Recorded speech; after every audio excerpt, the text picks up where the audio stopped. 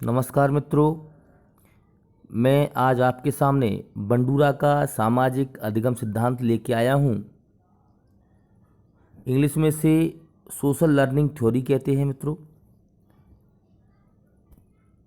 Bandura का जन्म 4 दिसंबर 1925 को कनाडा के अल्बर्ट प्रदेश में हुआ, इसलिए इन्हें अल्बर्ट बंडूरा के नाम से भी जानते हैं।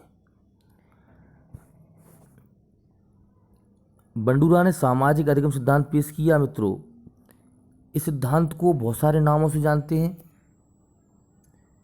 देखिए, सामाजिक संज्ञानात्मक सिद्धांत, अनुकरणात्मक सिद्धांत, सामाजिक अधिगम सिद्धांत, अवलोकनात्मक अधिगम सिद्धांत, प्रेक्षणात्मक अधिगम सिद्धांत या मॉडलिंग के नाम से भी जानते हैं।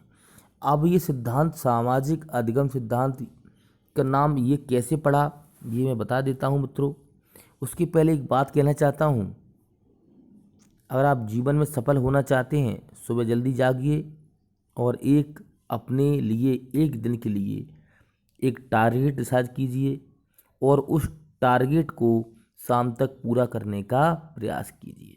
देखिए, आपकी ज़िंदगी बदल जाएगी। मित्रों, मैंने बाल विकास के बहुत सारे वीडियो बना के डाल रखे हैं, तो आप प्ले लिस्ट में जाइए और उन बाल विकास वीडियो को देख लीजिए। इसके अलावा मैंने हिंदी की वीडियो डाल रखे हैं, पर्यावरण की वीडियो डाल रखे हैं। आप जाके प्ले लिस्ट में जाइए और देख लीजिए। आगे बात करते हैं। मित्रों, ये नाम कैसे पड़े, देखिए इसकी चर्चा कर लेते हैं डिटेल में। बंडूरा के नाम पर सामाजिक अधिगम सिद्धांत को बंडूरा का सामाजिक संज्ञानात्मक सिद्धांत के नाम से भी जाना जाता है। तो पहला पॉइंट क्या है, बंडूरा के नाम पर सामाजिक अधिगम सिद्धांत को बंडूरा का सामाजिक संज्ञानात्मक सिद्धांत के नाम से भी जाना जाता है। प्रेक्षणात्मक अधिगम दूसरों का प्रेक्षण करने से घटित होता है। अधिगम के इस रूप को अनुकरण कहा जाता है। इसे अनुकरणात्मक सिद्धांत के नाम से भी जाना जाता है। तो मित्रों, आशा करते हैं समझ में आ रही होगी बात। बंडूरा और उसके सहयोगियों ने प्रेक्षणात्मक अधिगम की विस्तृत खोज की। इस प्रकार के अधिगम में व्यक्ति सामाजिक व्यवहार को सीखता है, इसलिए इसे सामाजिक अधिगम सिद्धांत भी कहा जाता है। जब हम कुछ भी समाज से सीखते हैं तो देखकर अर्थात अवलोकन करके सीखते हैं, तो इसलिए इसे अवलोकनात्मक अधिगम सिद्धांत भी कहा जाता है। जब हम दूसरे व्यक्तियों के व्यवहार का प्रेक्षण करते हैं और उनकी तरह व्यवहार करने लगते हैं, तो इस अधिगम के प्रेक्षणात्मक अधिगम सिद्धांत इस अधिगम को प्रेक्षणात्मक अधिगम सिद्धांत भी कहा जाता है या मॉडलिंग भी कहा जाता है। मित्रों, अपन दूसरे शब्दों में ये कह सकते हैं कि इंसान वो व्यवहार करता है जो समाज द्वारा स्वीकार किया जाता है और इंसान वो व्यवहार छोड़ देता है जो समाज द्वारा स्वीकार नहीं किया जाता है। ठीक है मित्रों, तो क्या है, दूसरों को देखकर उनके जैसा अथवा उनके अनुसार व्यवहार करने के कारण या दूसरों के व्यवहार को अपने जीवन में उतारने तथा समाज द्वारा स्वीकार या मान व्यवहार को धारण करने तथा अस्वीकार व्यवहार को छोड़ने के कारण ही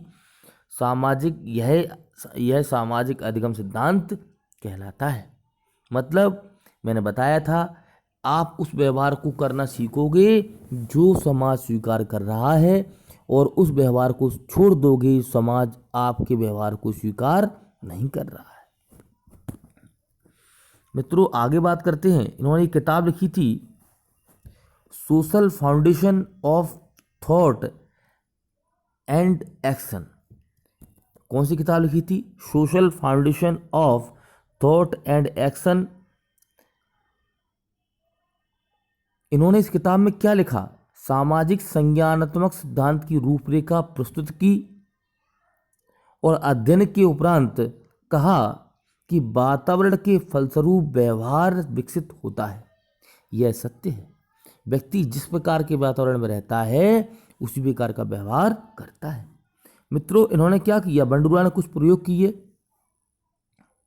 पहला प्रयोग उन्होंने फिल्मों पर, दूसरा गुड़िया पर, तीसरा जोकर पर किया। अब मित्रों ने क्या किया उस प्रयोग में वो देख लीजिए। पहला प्रयोग उन्होंने फिल्मों पर किया। कुछ समान उम्र के बच्चे उन्होंने ले लिए अपने प्रयोग के लिए। उन बच्चों को कुछ फिल्में दिखाई, मतलब एक फिल्म दिखाई जिसमें लड़ाई झगड़ा था, एक फिल्म दिखाई जिसमें प्रेम था, एक फिल्म दिखाई जिसमें ना प्रेम था ना झगड़ा था, नीरस वाली फिल्म थी, कोई रस नहीं था उसके अंदर।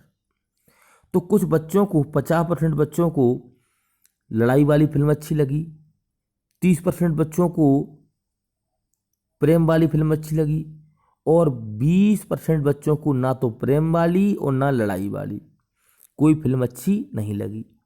तो इससे सिद्ध ये होता है कि बच्चों के घर का माहौल जैसा होगा, बच्चों के घर का माहौल जैसा होगा, बच्चे वैसी फिल्म को पसंद करेंगे। समझ गए? मतलब उनके घर के माहौल का अगर माहौल झगड़ालू प्रवृत्ति का होगा तो उन्हें झगड़े वाली फिल्में पसंद आएंगी। उनका घर का माहौल प्रेम वाला होगा तो प्रेम की फिल्में पसंद आएंगी।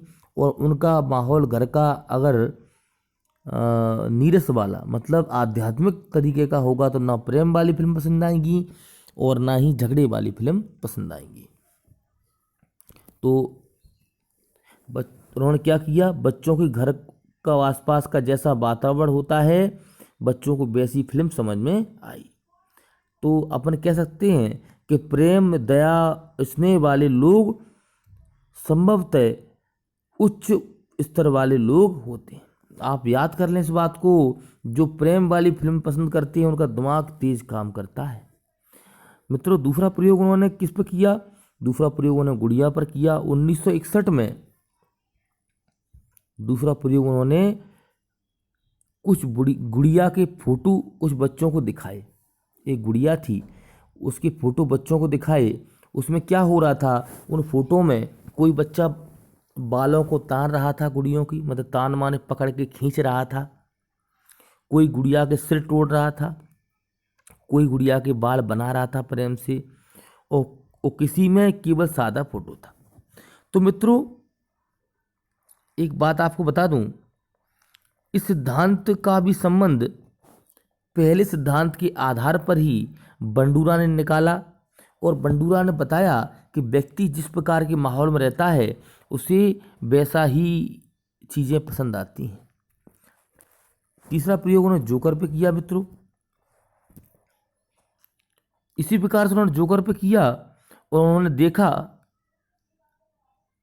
कि बच्चों को, कुछ बच्चे जोकर का सिर तोड़ रहे हैं, कुछ उसके साथ खेल रहे हैं और कुछ उसको देख रहे हैं केवल। तो उससे भी उन्होंने पहले प्रयोग की भांति ही निष्कर्ष निकाले। तो क्वेश्चन परीक्षा में ये बनता है कि बंडूरा ने किस किस पर प्रयोग किए।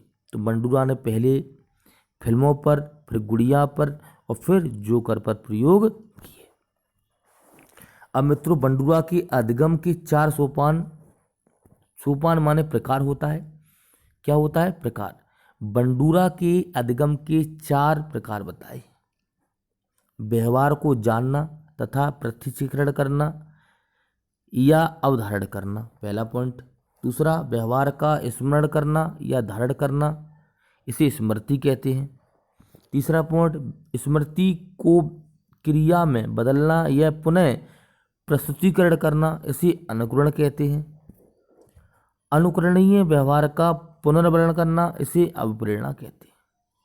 मित्रों, हमेशा एक बात ध्यान रखिए, सफलता तभी मिलेगी जब आप पढ़ना चाहेंगे, और सोना भी तब चमकता है जब उसे आग में डाला जाता है। कुछ कष्टों के बाद ही जॉब मिलती है। मित्रों, एक बात ध्यान रखना, गरीब पैदा होना लेकिन गरीब मरना नहीं। समझे मित्रों? आगे बात करते हैं।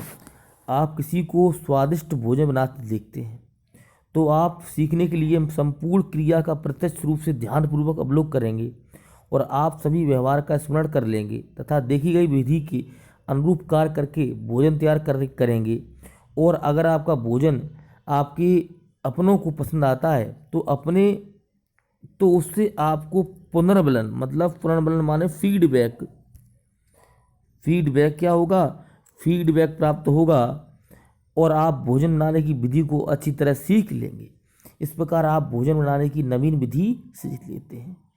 क्या कर लेते हैं, नवीन विधि सीख लेते हैं। मतलब क्या हुआ मित्रों, ये हो रहा है कि अगर आपके सामने कोई अच्छा भोजन बना रहा है, बहुत सुंदर, आपको मालूम है कि ये दाल मखनी बहुत अच्छी बनाते हैं, आपने क्या किया, उन्होंने वो कैसे कैसे बना रहे थे आपने देखा, पूरा अवलोकन किया और सीख लिया।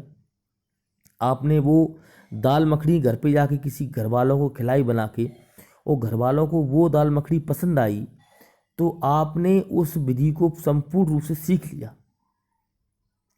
और वो घर वालों की शाबाशी आपके लिए पुनर्बलन, फीडबैक का कार्य करेगी।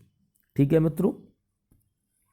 अब इसका शैक्षणिक महत्व क्या है, परीक्षा में पूछा जाता है कि बंडूरा के सिद्धांत का शैक्षणिक महत्व क्या है।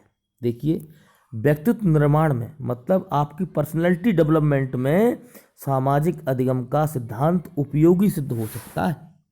विद्यार्थियों के सामने आदर्श प्रतिमान मॉडल प्रस्तुत किए जाने चाहिए। विद्यार्थियों के सामने हमेशा सच धज के स्टाइल में रहना चाहिए। उनके सामने कभी भी कोई ऐसी बात नहीं करना चाहिए उनके दिमाग में बैठ जाए।